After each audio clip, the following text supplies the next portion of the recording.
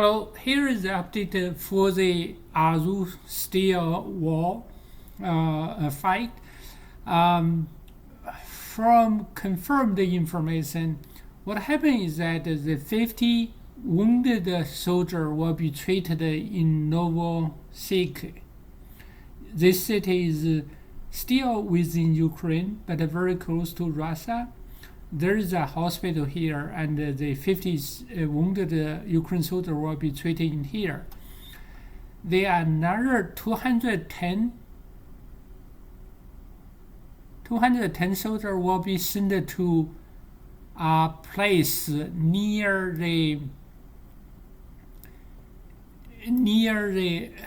Donetsk. It's called Alinvika, this city here. So there should be a prison camp in here, and the reason they put these people here are mostly likely, in my opinion, to be prepared for a prisoner exchange sometime in the near future, not long time in the future, but the near future. So I think this is probably a win for Ukraine side because these doomed people, right? This basically is in Azostal just waiting to die, and they give these people a chance to leave.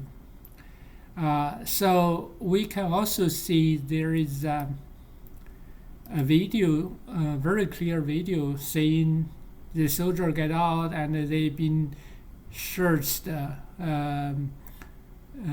for like a weapon or some like a other thing, and the wounded also get searched, and eventually they're going to put it into the two places.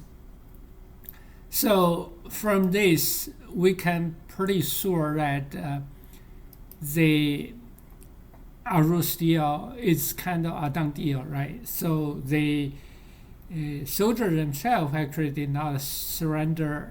It's by negotiation between Russian and the Ukraine military and the Red Cross and the United Nations. So I think this is good for some Western fighter in here. They get a chance to leave.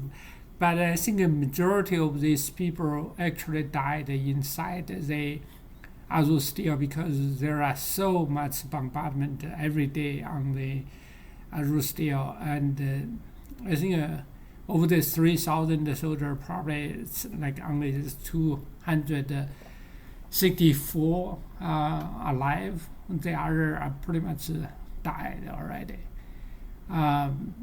So we see the finish of the Azostal basically it has a very big significance for Russian because they now have a very safe route from the Russian territory directly go to this coastline highway and actually pass through the Azostal. The highway actually pass through Azostal to the west, to Crimea and also to the Donbas region. So the supply route from this route are much safer than the northern one. The northern one, there is infiltration, and they can clean up the Mariupol, and the route here is became much better than the northern part. Another second significance is that this free up like probably 20,000 Russian soldiers. They can in the Mariupol area. They can just send in like militia force like or the National Guard to clean up the Mariupol. The real fighter can most likely move around the southern front and east front. Maybe also already some fighter already go to the Severodonetsk northern region. I think my information indicated that the Russian the Chechen force has proved them to be very effective, and this Chechen force are actually bringing down into smaller group, and they are either be leader to other Russian army or been coached to other army. So that basically trying to teach other Russian soldier to how to fight. So that's something Russian probably can improve from the fighting force part. Another third significance for Russian is that they actually probably get a huge boost of morale because they actually completely finish the fight in Mariupol and control all the southern front. These are not only territorial gain but also psychologically a big boost to the and also the soldier when they redeploy to the southern and the eastern front, they will start in second and third attacking frontier. They will relieve the southern pressure, the northern pressure, right? So the resistance of the Ukraine probably will be also diverted to this area, so that the northern front will be easier. So in general, this is very significant for the Russian force. So given that, I believe the war will progress much faster, not only because there's Chechen force come to support other area, but also because the experience learning experience of the Chechen force will be spread into other part of the Russian military, and they will basically all learn from the Chechen soldier and getting better in the battlefield.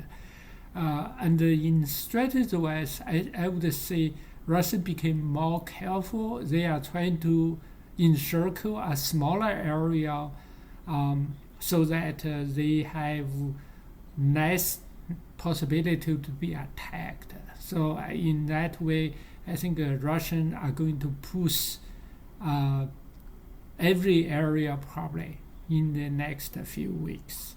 Eventually, I think there is no doubt Russian will be able to overcome Severodonetsk region and overcome the Donetsk region. They will get this area. And when they get into this area, they will also, because in the summer and fall season, there is rainy season. When rainy season comes, this particular Samari River will be flooded. And once they reach this area, this whole region will be cut off because they will bomb the bridge, and this whole area will have no supply. So in big picture is that the Russian may also occupy this area. If the war cannot be finished very soon, they continue to go on, and this one will, Russian will. But at the current stage, Russians seem to be focused on this area, like this area plus the southern front. This is their probably near-term objective, and they may also want to occupy the Dnipro region and the Zaporizhzhia region as a negotiated bargain, right? If they occupy this area and during the talk, they may give these two regions back and keep the other four regions. Still, if there is a negotiated result, there is a small possibility the Russians may give up the two areas, but that possibility is getting very small because like I said, the West is getting more weapons for Ukraine, and the Ukraine, the government will be boosted in terms of their morale, and they will keep fighting. And the longer they fight, the more Russian will occupy their territory. That's what is going on, right? So, in fact, West actually hurt Ukraine people, because initially Russia only want these two regions and the Crimea. Now, right, they are not going to give these two back, because the price they pay for these two like a province is very high, because the weapon the Western sent to the Ukraine, and the Ukraine kill so many Russian soldiers. They now have no there's no way they can just give these two back, right? It's because they pay such a high price. It doesn't justify if they withdraw in terms of military, and they cannot answer the question from their like a Russian citizen, right? So I think my opinion is that when Western is supporting a 12-year-old children to fight a 30 years of bully like a Russian, the children will be beat up pretty heavily. And like if you give life, give weapon, give stone to the children to hate the bully, the children is just going to suffer more. Anyway, thanks for watching. If you like my video, please subscribe and hit the like button. Thanks. Bye now.